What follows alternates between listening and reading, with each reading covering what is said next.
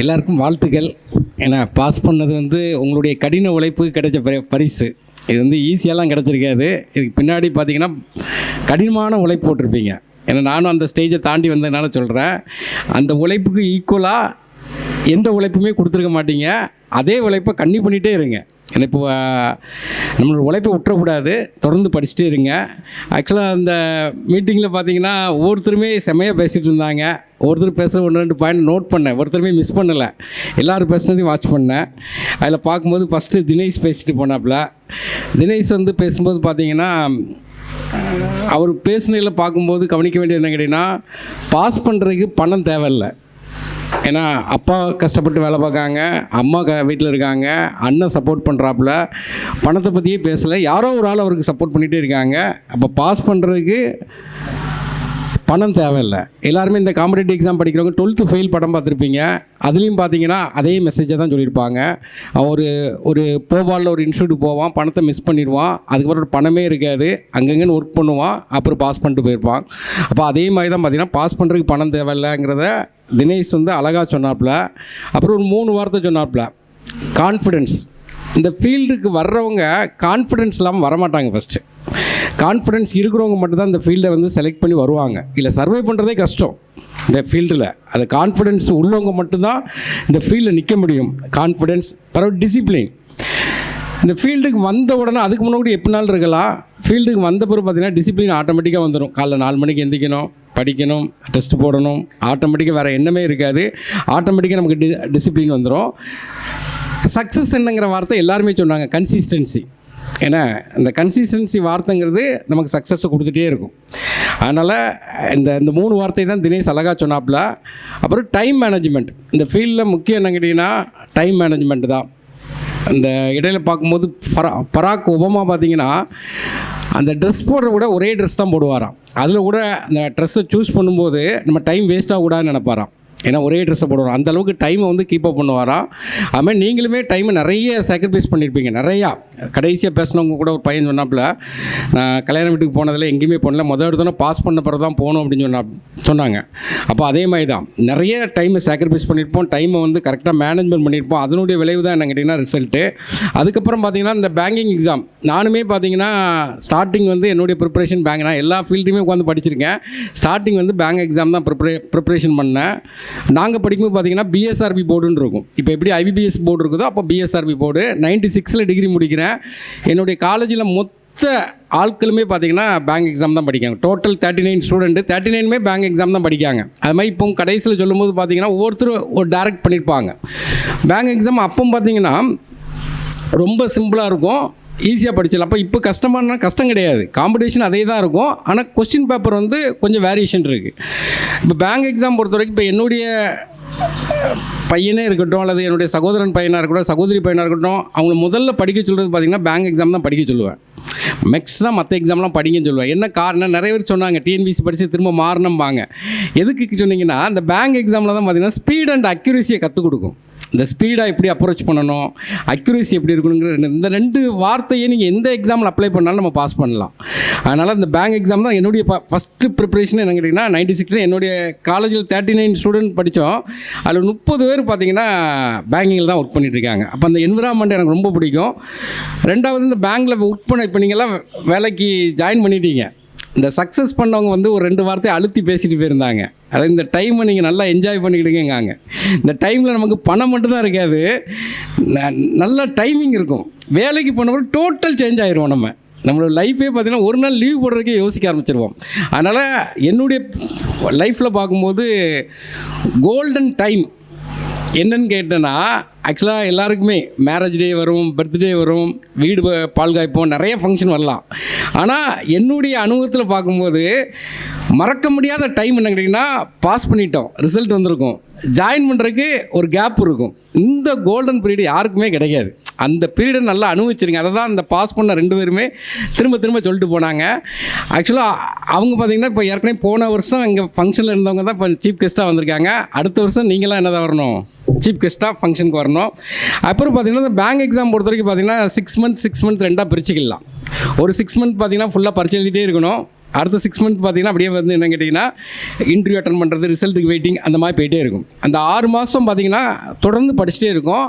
எதுக்காண்டி இந்த பேங்க் எக்ஸாமை சூஸ் பண்ண சொல்கிறாங்க கேட்டிங்கன்னா, நிறைய எக்ஸாம் இருக்கும். மற்ற எக்ஸாம் பார்த்தீங்கன்னா ஒரு தடவை இப்போ டிஎன்பிசினா ஒரு கால் ஃபார் வரும், எஸ்எஸ்சினா இயர்லி பிளானில் ஒன்று வரும், மற்றது வரும். ஆனால் பேங்க் எக்ஸாம் பொறுத்த வரைக்கும் பார்த்தீங்கன்னா நார்மலாக ஒரு வருஷத்துக்கு ஒரு 20 எக்ஸாம் எழுதலாம். அதில் ஒரு பையன் சொன்னாப்புல, எஸ்ஓ பாஸ் பண்ண தம்பி சொன்னாப்புல, நான் பிஓ கிளர்க்கு மட்டும் தான் படிப்பேன், மற்றது எழுதலை, ஆனால் எஸ்ஓ தான் படிக்க சொன்னாங்க அப்படின்னு சொன்னாங்க. பேங்க் எக்ஸாம் பொறுத்த வரைக்கும் பார்த்தீங்கன்னா ஐபிபிஎஸ் பிஓ கிளர்க்குன்னு பார்த்தாவே IBPS PO clerk, RRB PO clerk, insurance ஒரு 4 இன்சூரன்ஸ் இருக்குது. Unit insurance, national insurance, oriental insurance, அதில் ஏஓ கிளர்க்கு, பிறகு பார்த்தீங்கன்னா எஸ்பிஐ கிளர்க்கு, பிஓ அப்படின்னு கால்குலேட் பண்ணிங்கன்னா கிட்டத்தட்ட மினிமம் 20 எக்ஸாம் எழுதலாம்.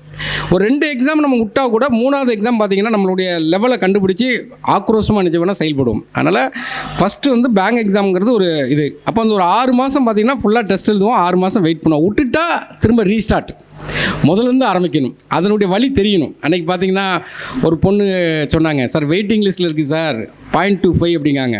கிளர்க்காக இருந்தால் வெயிட்டிங் லிஸ்ட்டுக்கு 100% கிடச்சிடும்.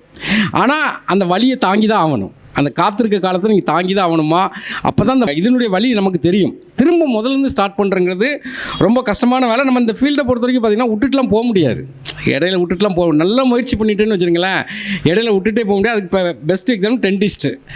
இவங்க ஆக்சுவலாக பார்த்திங்கன்னா 2 இன்டர்வியூவில் பார்த்திங்கன்னா எல்லா இன்டர்வியூலையும் கேட்டிருக்காங்க, டென்டிஸ்ட் முடிச்சுட்டு ஏன் வர்றீங்க, இது எல்லாம் நார்மலாக கேட்குற கொஷின் தான். அவங்க விட்டுட்டு போகல, இந்த இடத்துல தெளிவாக அடிச்சிருக்காங்க. 20க்கு 18 20க்கு 18 இன்டர்வியூவில் அடிச்சிருக்காங்க. இன்டர்வியூவில் தான் போயிட்டு இருந்திருக்கு. இந்த ஃபீல்டு எங்கே போனாலும் நம்ம எண்ணம் வந்து இங்கே தான் இருக்கும். அதனால் யாருமே இந்த ஃபீல்டை சூஸ் பண்ணி 100% உழைப்பை கொடுத்துட்டு இந்த ஃபீல்ட்லேருந்து ரிவோக்லாம் பண்ணவும் முடியாது. நமக்கு வயிற்றுச்சலாக இருக்கும். இப்போ ஒழுங்காக படிச்சுட்டு வேலை வேண்டாம்னு சொல்லிட்டு போகலாம். ஒரு பேங்க்கில் வேலை பார்த்துட்டு, ஒரு டிஎன்பிசியில் வேலை பார்த்துட்டு வேலை வேண்டாம்னு சொல்லிட்டு போகலாம். ஆனால் பின்னாடி நம்ம போக முடியாது. ஒரு ஆஃபீஸை பார்க்கும்போது நம்ம பின்னாடி ஒரு 10 வருஷம் கழித்து பார்த்தாலும் இந்த ஆஃபீஸில் நம்ம ஒர்க் பண்ணியிருக்கலாமே, கொஞ்சம் நல்லா அந்த டைமில் படிச்சிருந்தா ஒர்க் பண்ணுவோம், நமக்கு ஒரு குற்ற உணர்ச்சி இருந்துகிட்டே இருக்கும்.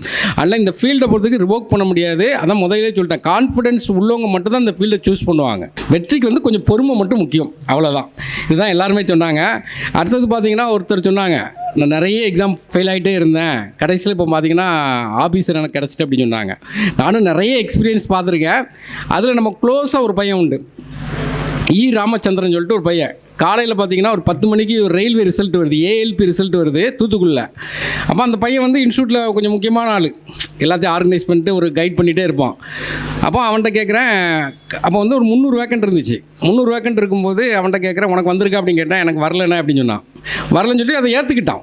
ஒரே நாளில் 3 ரிசல்ட் வருது, ஏஎல்பி, ஜேஇ, செக்ஷன் இன்ஜினியர். அப்போ மத்தியானம் ஜேஇ வருது, அதில் ஒன்று கிடைக்கும் அப்படின்னு சொல்லிட்டேன். மத்தியானம் கிளாஸ் எல்லாம் முடிச்சுட்டு மத்தியானம் போகிறேன், ஜேஇ ரிசல்ட் வந்துட்டு 50 தான் ஜேஇ வேக்கண்ட்டு. அப்போ நான் அவன்கிட்ட போய் கேட்குறேன், ஜேஇ வந்திருக்கா அப்படின்னு கேட்டேன். இதுவும் வரலன்னு அப்படிங்க. சாயந்தரம் செக்ஷன் இன்ஜினியர் இருக்குது, அதுவும் உனக்கு வரும் அப்படிங்க. அப்போ அவன் சொல்கிறான், 300 வேக்கண்ட்லையும் வரல, 50 வேக்கண்ட்லையும் வரல, 5 வேக்கண்டில் எனக்கு எங்கன்னா வரப்போகுது அப்படின்னு சொன்னான். உடனே அவன்கிட்ட நம்ம என்ன பண்ண முடியும், ஒன்றும் பேச முடியாது. உடனே அவனை வருண்டா அப்படின்னு சொல்லிட்டு போயிட்டேன். சாயந்தரம் வரும்போது பார்த்தீங்கன்னா செக்ஷன் இன்ஜினியர் கிளியர் பண்ணிட்டான். அப்போ இந்த ஃபீல்டை பொறுத்த வரைக்கும் இவனுக்கு கிளர்க்கு, பிஓ அப்படின்னு டிசைட் பண்ணவே முடியாது. ஏன்னா நமக்கு எந்த வேலைனாலும் கிடைக்கலாம், ஆனால் கண்டிப்பாக கிடைக்கும். அதுக்கு தொடர்ந்து நம்ம உட்காந்துட்டே இருக்கணும். ஏன்னா அது இடையில ஒரு பையன் சொல்லிட்டு இருந்தான், அதாவது இப்போ ரீசெண்டாக பார்த்தீங்கன்னா இந்த சனி பயிற்சின்னு சொல்லிட்டு இந்த ஜாதகத்தில் சொல்லுவாங்கன்னு நினைக்கிறேன். சனி பயிற்சி வந்திருக்கு அப்படின்னு சொல்லிட்டு ஒரு பையன் ஒருத்தன் பேசுகிறான். அதுக்கு இன்னொருத்தன் சொல்கிறான், சனி பயிற்சியோ குரு பயிற்சியோ முக்கியம் இல்லை, நீ முயற்சி பண்ணுறதா முக்கியம் அப்படின்னு சொன்னாங்க. அப்போ நம்ம ஃபீல்டை பொறுத்த வரைக்கும் முயற்சி தான், வேறு எதுவுமே கிடையாது.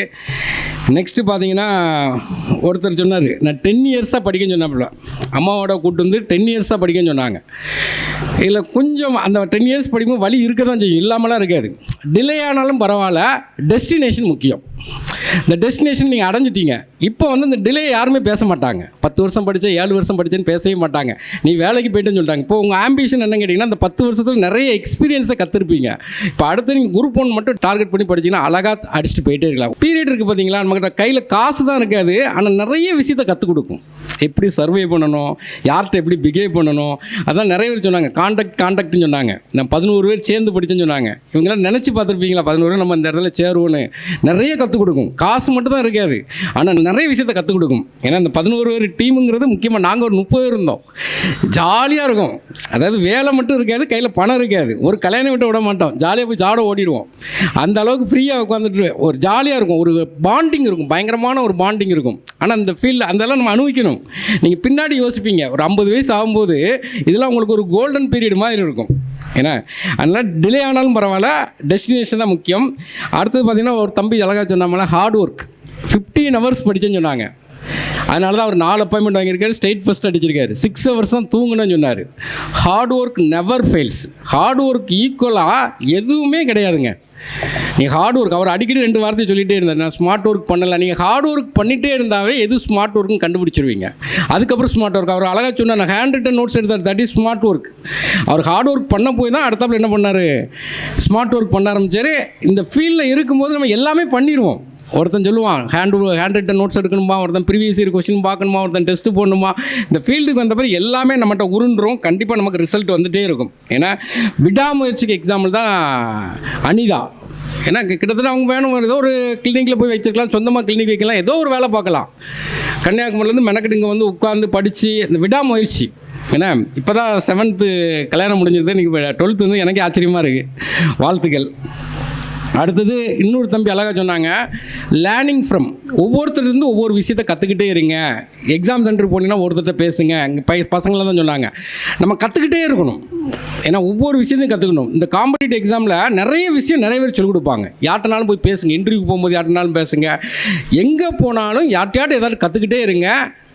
உலகத்திலேயே மிகப்பெரிய பர்சனாலிட்டி எதுன்னு கேட்டிங்கன்னா லேர்னிங் தான். அதாவது லிசனிங் அண்ட் லேர்னிங். ஒரு ஆள் உங்கள்கிட்ட ஒரு வார்த்தை ஒரு விஷயத்தை சொல்ல வரீங்கன்னா கண்டிப்பாக காது கொடுத்து கேளுங்க.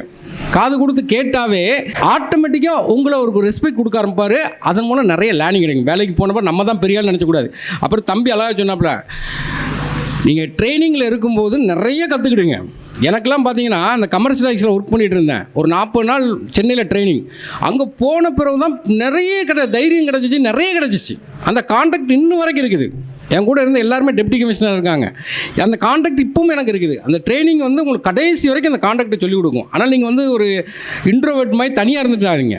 எவ்வளோ கற்றுக்கிட முடியுமோ சும்மா பேசுங்க, ஒரு டீ வாங்கி கொடுங்க, ஒரு சினிமா போகிறதுக்கு போங்க, ஜாலியாக சுற்றிட்டே இருங்க. நிறைய உங்களுக்கு ஒரு சப்போர்ட்டிவாக இருக்கும். உங்களுக்கு திடீர்னு ஒரு இஷ்யூ வரலாம், எல்லா இடத்துலையும் வரதான் செய்யும். ஏன்னா ஒரு சின்ன இஷ்யூ வரும். அப்போ உங்களுக்கு சப்போர்ட் பண்ணுற யாருன்னா அந்த பேட்ச் மட்டும் தான் சப்போர்ட் பண்ணுவாங்க. ஏதோ ஒரு ஃபோன் பண்ணுவாங்க, இப்படி செஞ்சுக்கூட அப்படி செஞ்சுக்கூடமாங்க. பேங்கிங்கிறது ரெஸ்பான்சிபிளான வேலை. எனக்கு என்னுடைய டியர் ஃப்ரெண்டு இந்த பாதையை காட்டினது என்னுடைய ஃப்ரெண்டு ஒருத்தன் பாலமுருகன் சொல்லிட்டு அவன் தான் காட்டினா. அவனை மாதிரி எவனும் சேட்டையே பண்ண முடியாது. பயங்கர சேட்டை பண்ணுவான். என் கூட பிஎஸ்சி மேக்ஸு. ஆனால் அவன் மார்க் வரும்போது பார்த்திங்கன்னா 100 வரும். நம்ம ஃபெயிலில் இருப்போம். நான் இப்போ கேட்பேன், என்ன உனக்கு மட்டும் 100 வந்திருக்குன்னு கேட்பேன். திருத்துறவன் தப்பாக திருத்திட்டான் போல் அப்படிமா. நான் அதை நம்பியிருக்கேன்.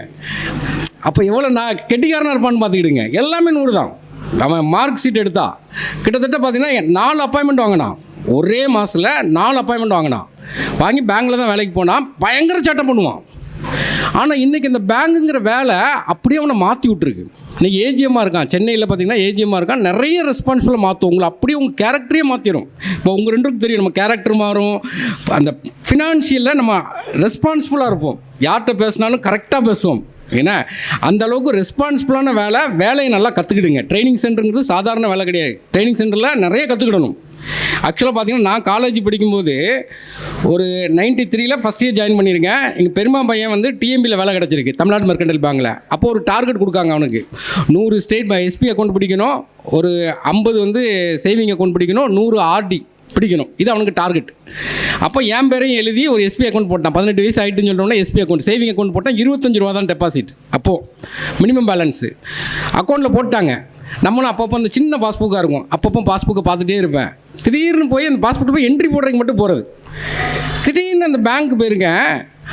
அந்த அக்கௌண்ட்டில் 6025 ரூபான்னு இருக்குது. அப்போ 6000 ரூபாங்கிறது கிட்டத்தட்ட 6 லட்ச ரூபாய்க்கு சமம். ஏன்னா 93 சொல்கிறேன். 6025 ரூபா இருக்குது. என்னடா யார்டா ரூபா போட்டா அப்படின்னு சொல்லி யோசிச்சுட்டே இருக்கேன். என் ஃப்ரெண்டு என் கூடயே இருப்பான், அவன் பாலா, அந்த பேங்கில் வேலைக்கு போனான்னு சொன்னல, அவன்கிட்ட நான் இதை சொல்கிறேன். அதை எடுத்துருவோம் அப்படிங்க.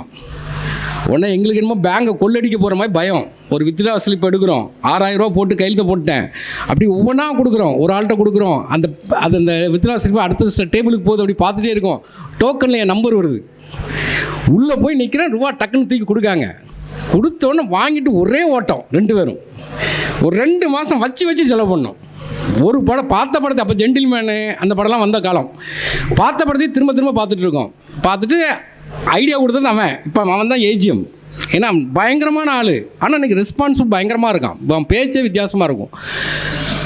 அப்போ கிட்டத்தட்ட ஒரு 6 மாதம் போயிட்டு அந்த பேங்கில் உள்ள எம்ப்ளாயி ஒரு 3 பேர் எங்கள் வீட்டுக்கு வந்து நிற்காங்க. ஒரு 6 மாதம் கழிச்சு என்னை பார்த்துட்டாங்க. எனக்கு மைண்டில் ஸ்ட்ரைக் ஆகிட்டு, இவனுக்கு இதை தான் கேட்க வர்றாங்கன்னு என்கிட்ட தான் வந்து கேட்காங்க. சுகேஷ் சாமியல் யாருன்னு கேட்காங்க. உள்ளே இருக்காருன்னு சொல்லிட்டு வெளியே போயிட்டேன். உடனே வீட்டுக்கு போயிருக்காங்க.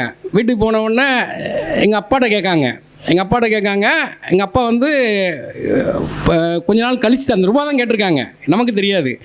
கொஞ்ச நாள் 1 மாதம் டைம் தாங்க, ரூபா தந்துடுது அப்படின்னு சொல்லியிருக்காங்க. உடனே திரும்ப நான் வந்த உடனே என்னை பிடிச்சி லாக் பண்ணிட்டாங்க. நம்ம என்னமோ பேங்கை கொள்ளடிச்ச மாதிரி என்னை பிடிச்சி ஏசுகிறாங்க. 6000 ரூபா எடுத்துகிட்டு, அடுத்தவங்க பணத்தை எடுத்துகிட்டு, அப்படி இப்படின்னு பயங்கரமாக திட்டாங்க. நம்மகிட்ட கையில் காசு கிடையாது. அப்போ எங்கள் அப்பா அடுத்த மாதம் சொல்லியிருக்காங்க. அடுத்த மாதம் எங்கள் அப்பாவால் கொடுக்க முடியல. அப்போ எங்கள் அம்மா வந்து ஒரு ஸ்கூலில் டீச்சராக இருக்காங்க. எங்கள் அம்மா ஸ்கூலுக்கு போயிட்டாங்க. அங்கே போய் கேட்கணுன்னா எங்கள் அம்மாவுக்கு அசிங்கமாக நினைக்காங்க. என்னமோ நம்ம பேங்கை கொள்ளடிச்சிட்ட மாதிரி. அவங்க வந்து டீச்சர்ஸ் முன்னாடிலாம் அசிங்கப்பட்டேன்னு சொல்லிட்டு வேகம் வந்து நம்மளை போட்டு பயங்கரமாக திரும்ப ஏசுகிறாங்க. அப்போ திரும்ப எங்கள் மச்சான் ஒருத்தர் வந்தார், 6000 ரூபா செக்கை போட்டு கொடுத்துட்டாரு. இது எதுக்கு சொல்ல வரேன்னு கேட்டிங்கன்னா, நீங்கள் தவறுதலாக ஒரு அக்கௌண்ட்டில் உள்ள ரூபாவை இன்னொரு அக்கௌண்ட்டுக்கு நீங்கள் மாற்றினா நீங்கள் தான் பொறுப்பு.